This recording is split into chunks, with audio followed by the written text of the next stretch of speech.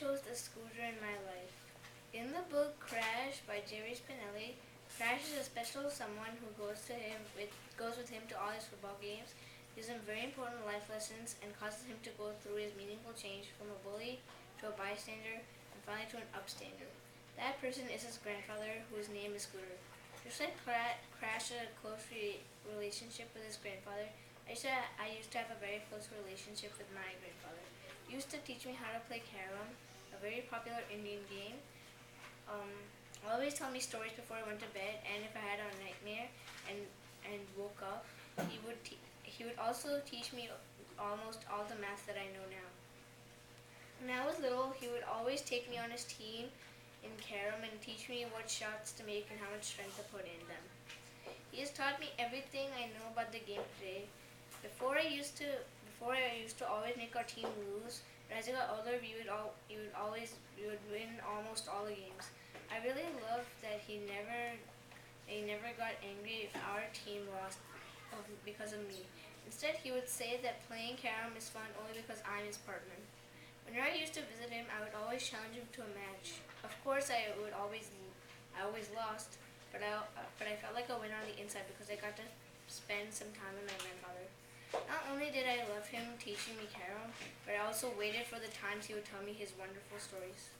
Before I went to bed every day, he used to tell me a story, normally about old fables and some of my favorite fables known as Akbar and Birbal.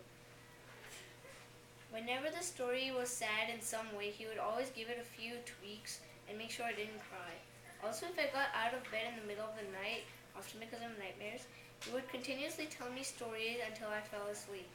I also sometimes would wake up unnecessarily just so I could listen to some more of his stories. His stories always had a solution and reminded me to be positive in life. I hated when he told me that when he would go, I would tell the stories to my grandchildren. I never wanted him to go anywhere. Along with these lovely stories, he would also teach me a lot of math. When you think of math, you probably think it is boring. Well, that is simply not the case when my grandpa used to teach it to me. He would involve games, puzzles, and make sure I understood what he was teaching before he moved on to the next set. The reason I loved it when he taught me that math was because he used to be a math teacher and taught 7th and 8th graders. One of the first things he would ask me is, "Have you been practicing the math that I taught you?" If I said no, he would start reviewing what he had taught me. He even included some math tricks and riddles inside all of his letters, such as if you choose a date and you have to add, subtract, multiply, and divide certain numbers, you'll get that same date after writing. He made math so fun that sometimes I would never want to stop learning and return back home. It was so much fun hanging out with him that sometimes I would pack my bag and tell my parents just to take me to India just for one day so he could teach me math. And I was so excited when he visits us that sometimes I would skip dinner and go visit us. Sometimes I would skip dinner and go right to him for bedtime stories.